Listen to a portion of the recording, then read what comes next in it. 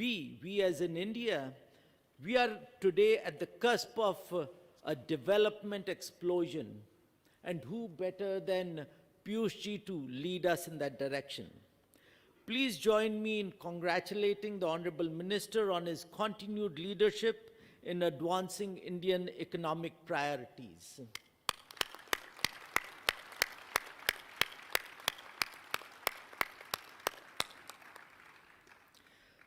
Sir, by way of a short introduction, the IEC develops international standards and conformity assessment systems for electrical, electronic, and digital technologies that underpin safety, interoperability, trade, and sustainable electrification worldwide. The organization brings together close to 170 countries and 30,000 experts who cooperate on the global platform to ensure that products we use work everywhere and work everywhere safely. No wonder then that almost 99% of the world's electrical network today is actually based on IEC standards. In fact, almost 21% of all global trade in manufactured goods actually relies on IEC standards. The Standards Management Board, this board that is before you, sir, manages and supervises the global standards work of the entire IEC community. The buck stops here. This board sets the rules and structures for standards development, creating the plans for standardization of future technologies. Suffice it to say, the SMB defines the technologies that shape our emerging world.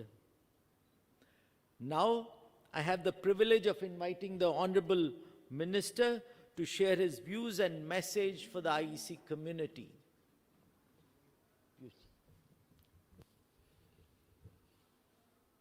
Thank you very much, Mr. Vimal Mahendru, the Chair of the Standards Management Board, Mr. Gilles Thonet, the Secretary of SMB, Ms. Sophie, I hope I pronounce it right, let me stick to Sophie, it's easier.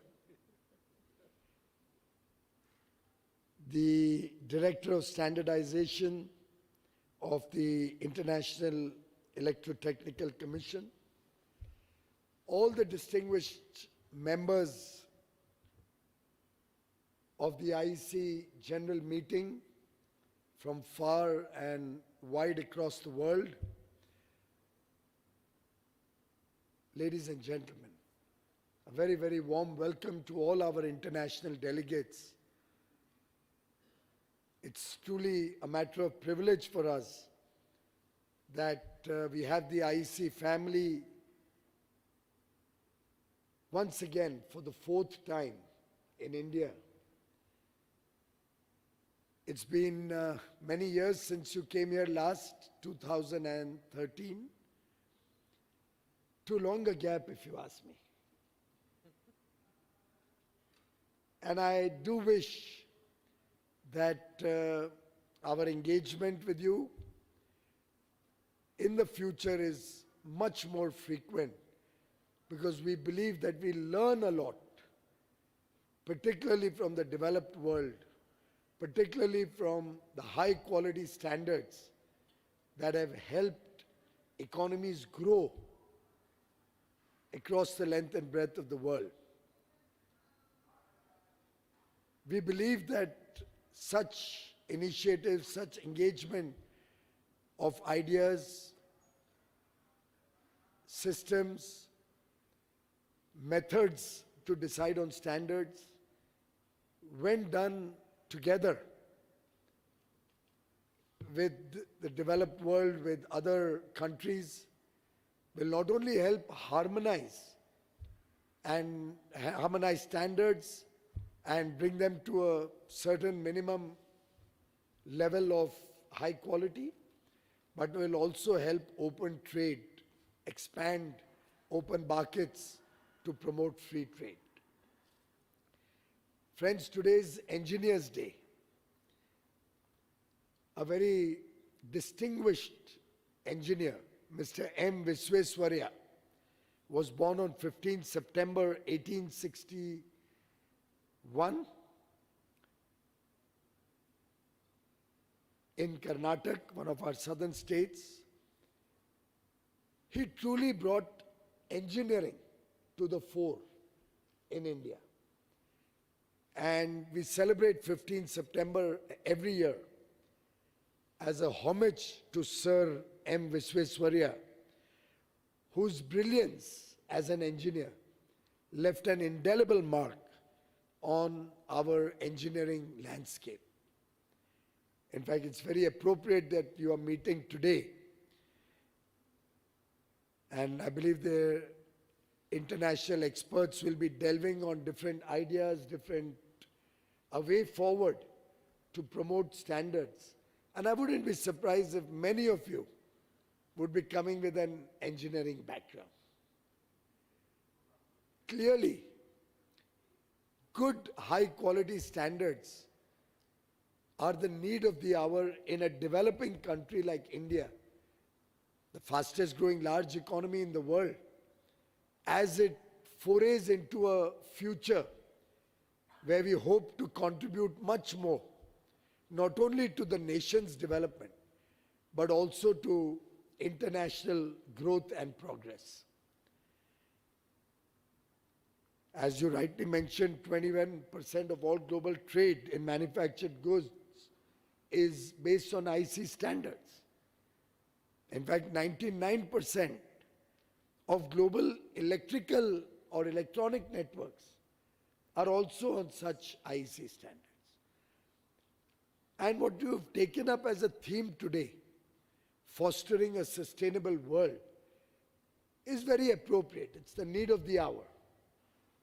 Because India itself is very focused on sustainability as the pillar of growth in our country.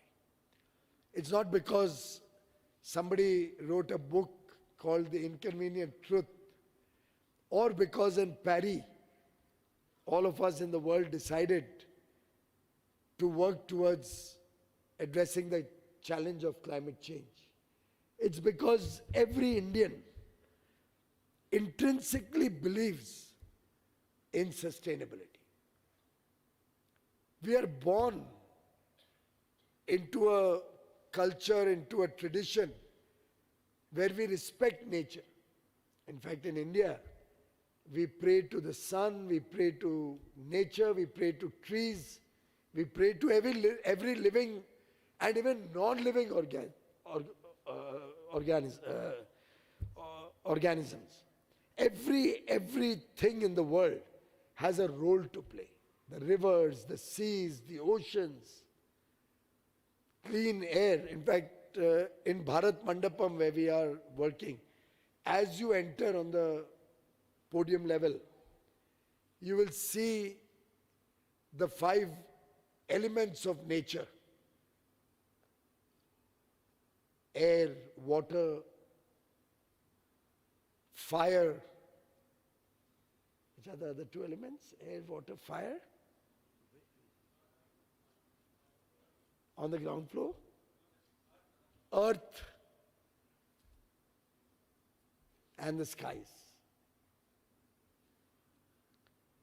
It's prominently displayed as you enter Bharat Mandapam.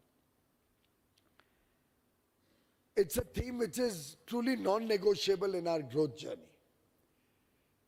We are very focused on meeting our nationally determined contributions, which we laid out in Paris and have subsequently improved upon through different COP announcements.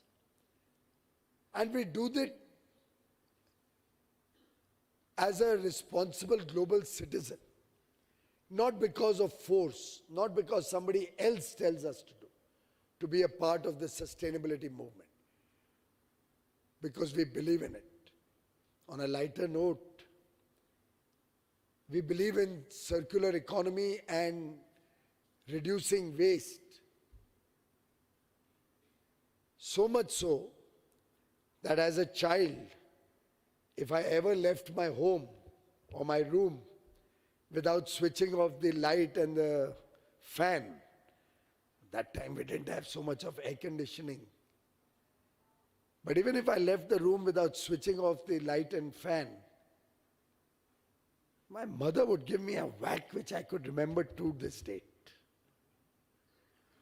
Because wastage was not permitted in the ordinary homes.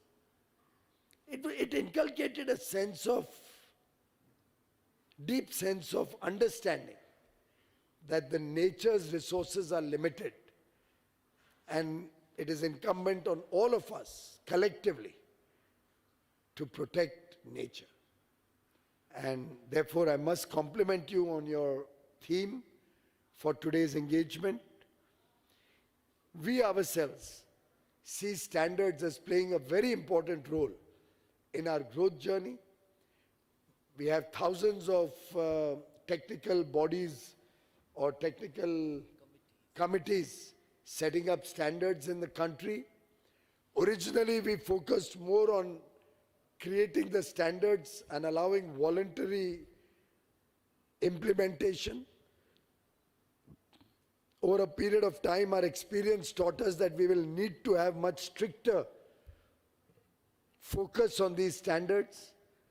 Of late, we have started introducing quality control orders, more as a measure to bring awareness that quality matters, quality is important if we have to become a developed nation. We believe quality does not add to cost. If at all, quality reduces cost, reduces wastage, brings efficiency in operations. Quality helps ensure safety.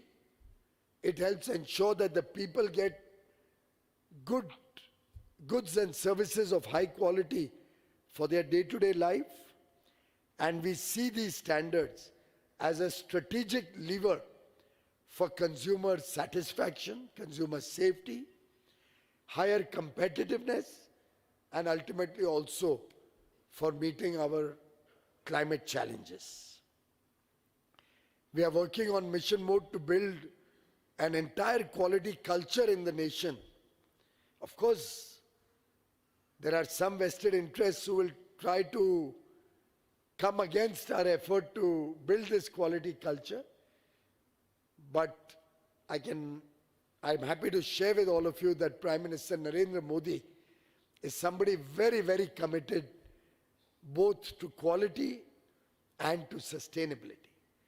When he took office as Prime Minister in 2014, from the ramparts of the Red Fort, where he gives a State of the Nation address, similar to the State of the Union address that's say in the US, or other such Bastille Day announcements in France.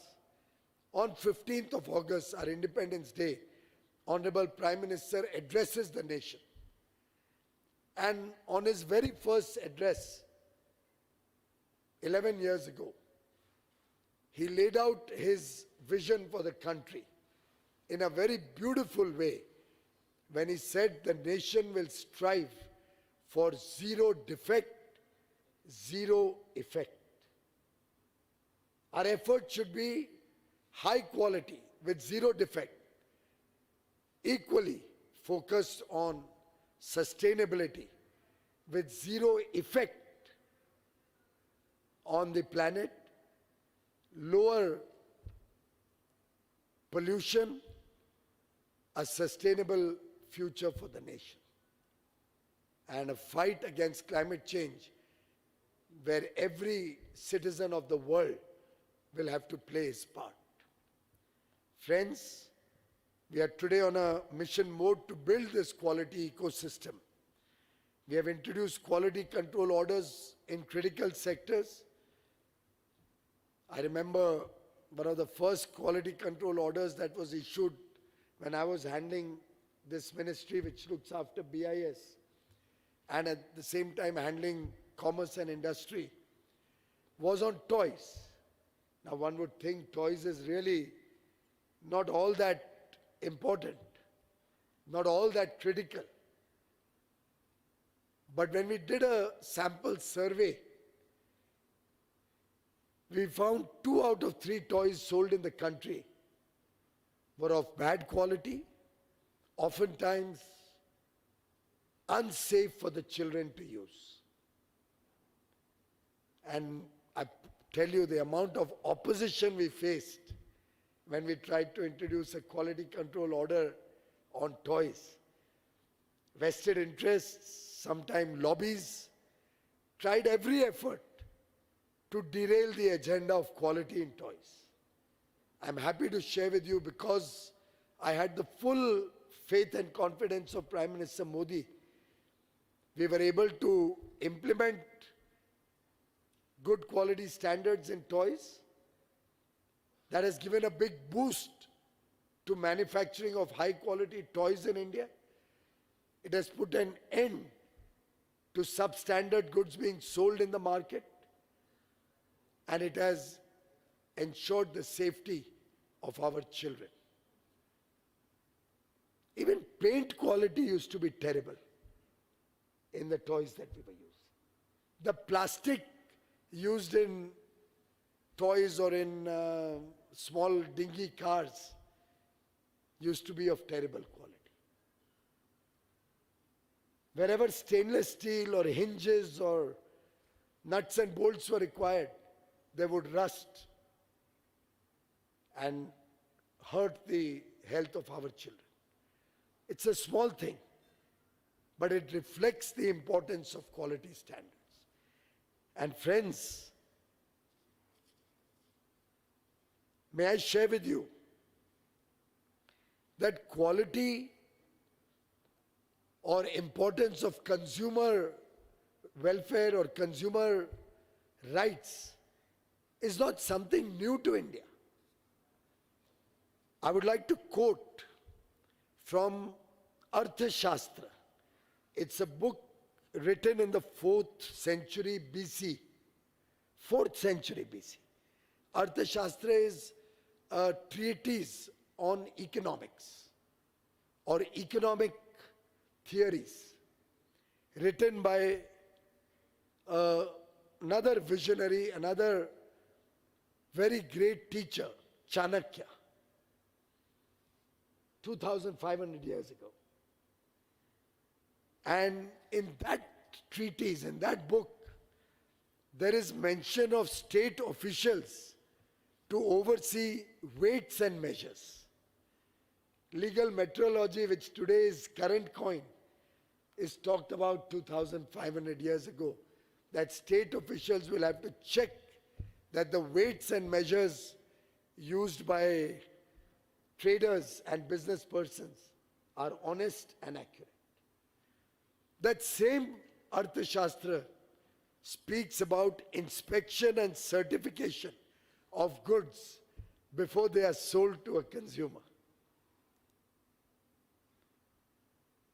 In the Arthashastra, 2,500 years ago, Chanakya spoke about liability and accountability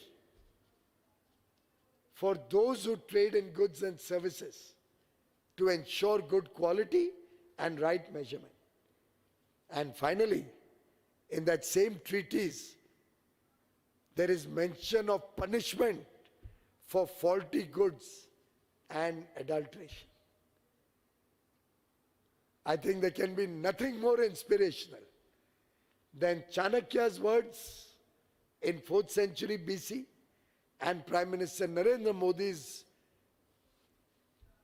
direction, his words of wisdom when he says, India will be a nation that focuses on zero defect and zero effect. Collectively, this is empowering us. This is laying down Prime Minister Modi's vision when he says the day is not far when the world will say, designed in India, made in India, trusted by the world. And we can earn that trust only when all of you guide us, help us, harmonize these standards, harmonize our own work with global standards. And therefore, I once again thank you for coming to India. I thank the international body for giving us this opportunity to welcome you in India. And together, let us shape a more standardized, safe, sustainable future, both nationally and globally. Thank you very much for giving me this opportunity to engage with you. Thank you. Thank you, sir. Thank you. I must say that these are truly inspiring words. I think the whole message is so weighty in every phrase that I'm sure many of us will take a recording and will keep it play again and again, because this is really at the heart of international consensus standards that this board manages. Especially your message you started with, IEC as a family. I think that word in itself says what we are here for, global harmonization of standards, so that we deliver also the vision you shared, quality and sustainability, the two pillars on which the Indian society is very much entrenched. Sir, we took the liberty of asking some questions, we could ask you, and they gave me a long list, but we've cut it down to two prominent ones. The first is, knowing your deep experience in electrical technology, you were Minister of Power, New and Renewable Energy also. Any message for the global electrical and electrotechnical community? I think as new ideas are evolving in this space, as more and more electricals move to electronics, we have a great opportunity to look at energy efficiency, to reduce the consumption of energy in every walk of life. I remember when I was handling the power ministry, about which you alluded to just now, we had launched a national movement to replace the old incandescent electric bulbs with LED lighting. 5th of January 2015, a day I will never forget in my life, we launched the Ujala mission. Ujala is light. We launched this mission to promote LEDs. Until 2014, India had a very minuscule sale of LED lights. They were very expensive to begin with. Each bulb at that point of time cost $8 or $9. And very few people could afford LED lighting. We were used to the old incandescent bulbs. Mahendra ji comes from Punjab, he will know in India, they used to be called lattu. Yes. The old bulbs used to be called lattu, those bulbs with a small, what is that, filament in it. And they would burn off with the slightest voltage fluctuation, or they would maximum last 6 months at best. When we launched the LED program, the first step we did was remove a subsidy that people would get for using an LED bulb. They would get $1.50 if they used an LED bulb as a subsidy. But because government resources are limited, at best we could support 600,000 bulbs in a year. And people kept waiting for their turn, which would happen in a few thousand years probably given our population, to replace their bulbs using that subsidy. Prime Minister Modi said, we must bring down this cost of LED bulbs such that it becomes an economically viable proposition. Friends, we took 4 important steps. First, we removed the subsidy. And we said this will be an economically viable project, not dependent on government subsidies. Two, we brought economies of scale. I remember the first time we bought LED bulbs, we bought nearly 5 million bulbs. A nation which used to sell 600,000 in a year. A government body, government company bought 5 million bulbs.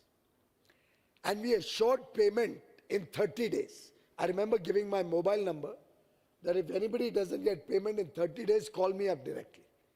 To make sure, earlier government would pay over a long period of time to ensure its quality. Prime Minister Modi said, we trust the people will supply us good quality. Take a small bank guarantee for quality, 5% or something. That also keep paying it back. And as you have 3-4 supplies from a company, don't ask for a bank guarantee. Make payment on time. Do a purchase through an auction process, a reverse auction, so that price discovery is truly honest. No corruption in the program. So honest procurement, procurement at scale, payment on time, encourage more people to come into the program, more businesses to participate. And the price started falling drastically, so that by the time the 4th purchase contract came out, and that was, I think, 20 million bulbs, against an 8-watt bulb, which used to cost $8 or so, in the market, we were able to provide a 12-watt LED bulb, which replaced in a way a 100-watt incandescent bulb. A 100-watt incandescent bulb got replaced by a 12-watt bulb, available for the market at a price which was about $1.20. The cost came down by 85%, just by economy of scale, honest procurement, payment being made on time, trusting the industry. By the way, Philips quoted this price, Philips International, who are also operating in India. You know, when I launched this program in January 15, I was at a dinner at Davos at the World Economic Forum. And divine intervention that sitting next to me was the Philips lighting CEO. Unplanned, totally, at one of the lunches. And I was passionately explaining my program to him to take the whole country in 3 years' time, change it from that old lighting to LED lighting. He heard me out. I didn't notice. He must have had a smirk on his face, but I didn't notice it. I came to know about it 2 years later. And we finished this in 2 years' time. By 2017, the nation was completely using LED bulbs. 3 pillars I told you: removing the subsidy, involving the whole industry and having honest and transparent bidding-based procurement to bring down costs. The third was to make it a people's movement. People started driving demand. And we provided these bulbs through our distribution companies with a 12-month payment program, so that whatever was the electricity cost that they saved, the reduction in their bills from a 100-watt bulb to a 12-watt LED bulb, they had to pay less than the savings every month. So they really paid out of their savings. And the fourth was to start making them in India, to reduce costs and ensure quality. These 4 steps, in 2 years rather than 3, the entire nation went LED. We started selling 600,000 LED bulbs every day instead of in a year. Every day we sold 600,000 bulbs. And today, if you wanted an incandescent bulb, you'd probably have to pay $10 or $15 for an incandescent bulb, because the only place you can get them is an antique store. not in the market. That's the scale at which India can bring transformation. And therefore the electrical and electronic industry can really play a big role in energy conservation and energy efficiency to help reduce pollution, address the challenge of climate change, and ensure high quality so that consumers can benefit. LED bulbs work 6-7 years at the least today. Sir, you are too modest. This one scheme is still quoted as the finest case study on building energy efficiency without a penny spent by the government. The scale of this project was so huge, and it's very well known. You can read a lot about this whole case study on the web also. Thank you, sir, for bringing this message here. The second question relates to the young professionals, young engineers. The IEC itself has a very good program for encouraging youth, which is involved in standardization or otherwise coming from engineering colleges to adopt quality as a mission in their careers, whatever they do, and thus also know more about standards. Any message for the youth? Because we have about 300 young professionals coming from all over the world who are here for the IEC general meeting. But that's brilliant. In fact, I remember BIS also had initiated, somebody from BIS would know more details. BIS had started creating these clubs, quality clubs, in every college and university across the country. And it was a very successful experiment.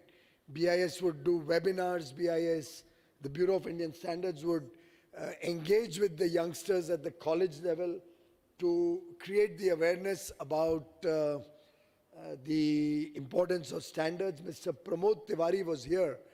He conceptualized and really expanded, along with his team, the entire project to take standards at a young age to children. And I'd compliment you for bringing these youth from all over the world.